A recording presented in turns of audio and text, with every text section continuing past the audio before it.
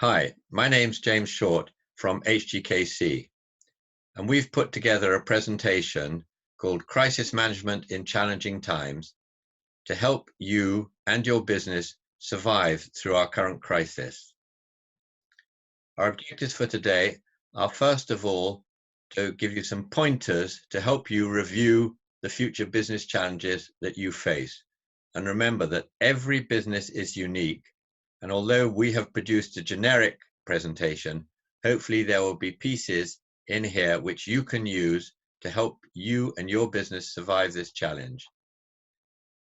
We need to, of course, help you evaluate your current modus operandi against the planned objectives that we're going to help you set out.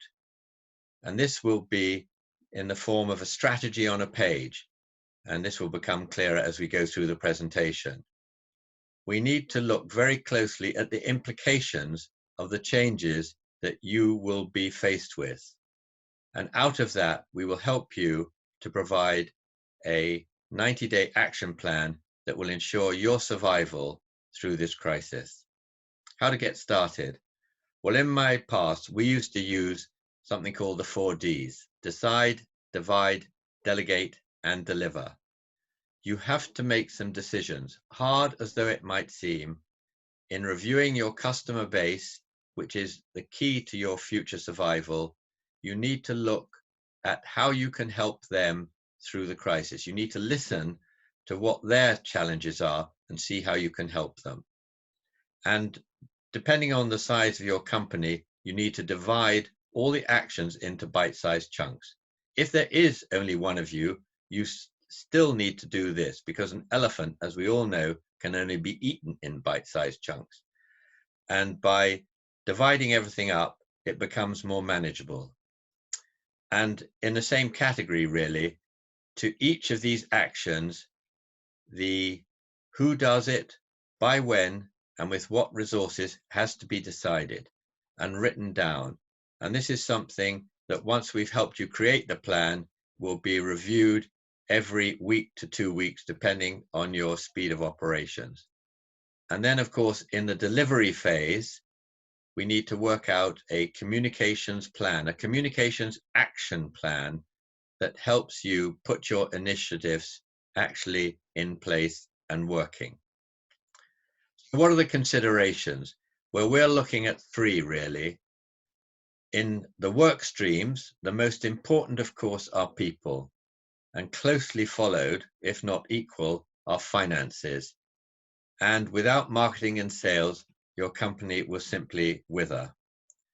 So the next phase of the planning business is scenario planning. You need to decide a start point, and that's probably fairly straightforward at the moment, but it is not all doom and gloom, because you have a lot of potential resources. You need to look at a timeline and the sort of the money, people, resources side of it, and the variables that you face. And many of you will say, but I can't do that. It's in the all too difficult category. But by sitting down and thinking the unthinkable, as well as what could be the bright, rosy future, you can come up with some variables. And not everything is doom and gloom. And then, of course, as cash is king, we need a cash flow forecast. And that we can help you do. And finally, in the considerations is marketing and sales. It is really thinking outside the box time. Innovation is key. And in marketing, you have to let people know that A, you are still in business, and B, that you are doing things in a new and different and fresh approach way. And maybe you'll use social media in a way you haven't used before, or make better use of LinkedIn or virtual meetings. Many of us are having online conferences and meetings now, and we need to get slicker at using this for over the next few months. And of course, remember the 5 Ps. Prior preparation prevents poor performance.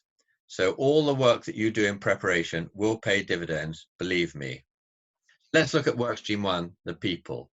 And of course, you've got to start with your own people. What can you do to support them?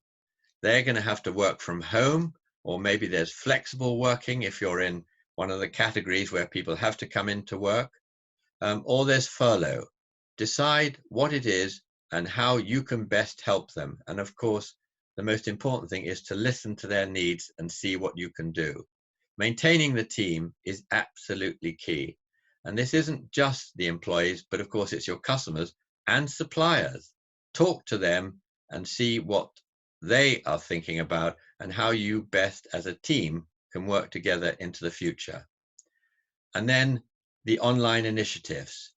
There are all sorts of things that can help you. There are people out there with advice, courses, skills. There are mentors who can help you, who've perhaps been through a similar type of crisis that you might be facing. Because again, every business is unique. So the crisis that you face might not be exactly the same as the crisis of your neighboring business or whatever it might be. And then, of course, there are volunteers who will help you. And perhaps the most important thing is to communicate and to keep communicating. Honest, regular communication, with a key being listening. And through the listening, you get feedback. And if you don't, then ask for it, because you need your customers and your employees to feed back information to you. And of course, never forget the value of the human touch. A phone call, a chat, whatever it is, can work wonders. The next work stream is finances. As I mentioned before, the baseline is the start position where you need to review your fixed costs and look at some of the options that are open to you. There are many initiatives out there, from the government to people in and around you, banks, accountants, lawyers, whoever it might be, and identify some of the options that are open to you. And once you've done that, then update your P&L and balance sheet. In identifying the variables, this is something that in my past I've had to do many times. And as I said, it's what we call scenario planning. And one of the ways to do it is to look at the sort of worst case scenario and the best case scenario. And hopefully somewhere in the middle, you will find a way forward. But you have to do the thinking. And it's not just thinking in your own head. If you commit it to paper, then it all becomes clearer. And this is a time when working from home or wherever, you can sit down and commit it to paper. Modeling cash flow is a very difficult business, but there are people out there who will help you. So once you've got the basics down, then call for advice, call for somebody to help you, and model cash flow in a best worst case scenario. And when it comes to looking at your accounts, how much can you reduce? And of course, many fixed costs simply can't be reduced, but they can be postponed, put back, or whatever. And then look at optimizing the portfolio of what you offer. Are there new things you can do, or old things that you can put on hold for a moment? And of course, look for collaboration opportunities. You are not in this alone. Look for people in the same business who you can team up with and work together, because half a bit of cake is better than no bit of cake at all. And of course, the supply chain are going to be under a lot of stress at this time. So look at your stock levels, the pricing structure, payment terms. And if the payment terms are too harsh, then talk to whoever it is and negotiate, because we are all in this together. And look at some of the what we would call resilience measures. What can you put in place to help you over the next few months? Because we are going to come out of this crisis. And if you plan now and look forward positively, then you can do that better than if you hunker down with a sort of bunker mentality and think it will all blow over your head. The third work stream is marketing and sales. People need to know you're in business. So first of all, protect your customers. And there's all sorts of means of preserving loyalty, whether it's no penalties for cancellation or deferment, or waiving fees, or whatever it might be. And these can be drawn up as a collective into what we would call stabilization measures. And that can include the need to promote your business.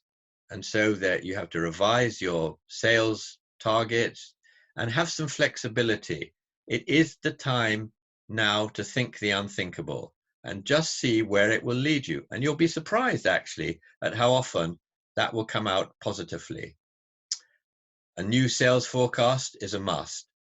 And whether it's the sort of options you have for delivery or transportation or whatever it might be, look at it and come up with a new sales forecast that is going to allow you to survive.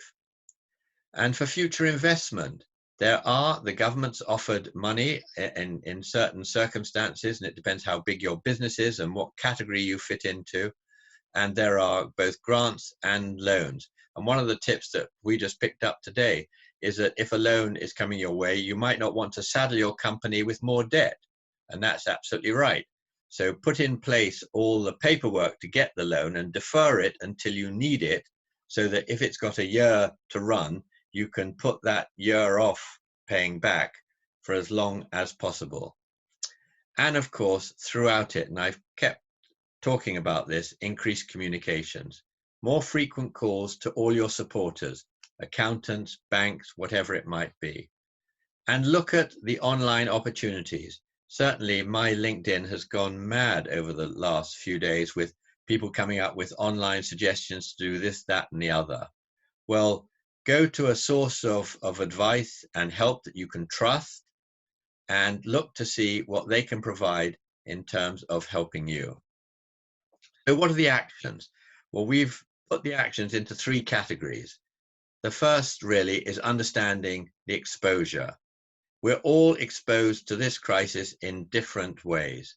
So if you can understand what are essentially the critical components of your business, that will help. You have to have what we've called an inventory buffer. And that is, you need to keep supplying a resource. So review that and look to see what the buffer is.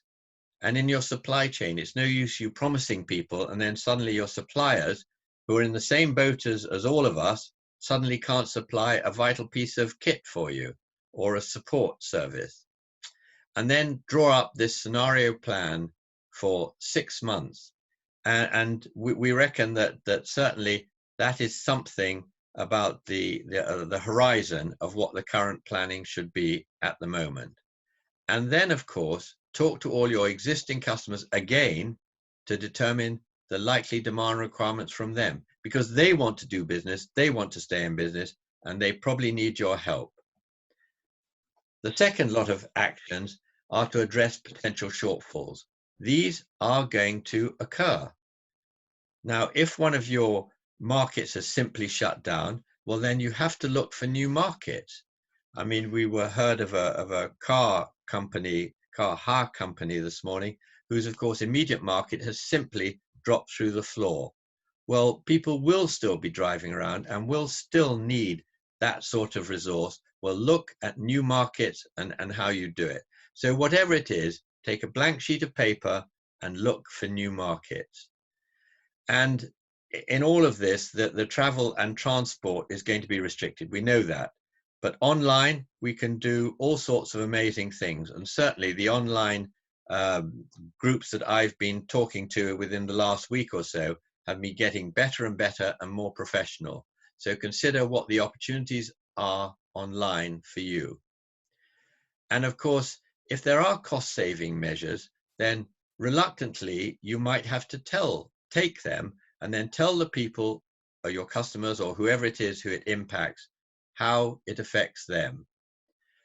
And of course, look for ways to collaborate. And this might even be talking to your competitors, because again, there are people in the same boat as you who might wish to collaborate with you, at least for the time being, because we're all in this together.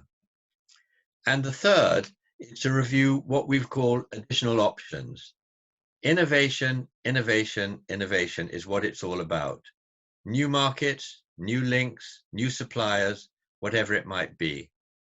As I've mentioned before, collaboration. Look to see who you can work with and talk to your competition. There's absolutely no reason why not to. And it might just be that you need to actually invest for the future now. or else you might, in the worst case, exit. Or actually, that might be the decision that you were going to make anyway, and this has just brought the exit to a closer time for you. And again, this needs to be planned. So don't do anything hastily, but sit down and work out a sensible plan. In creating a unique action plan, we are offering a template for you, which you need to adapt to your own circumstances. It's what we call strategy on a page, a SOAP. And of course, the vision, or whatever it might be, in this case, survive the next 6 months with my business intact. I think that's what many of us are trying to do. And in your own way, because each company is unique, you will set out a set of objectives below which are goals, which you have to put in priority order. And this is eating the elephant one bite at a time.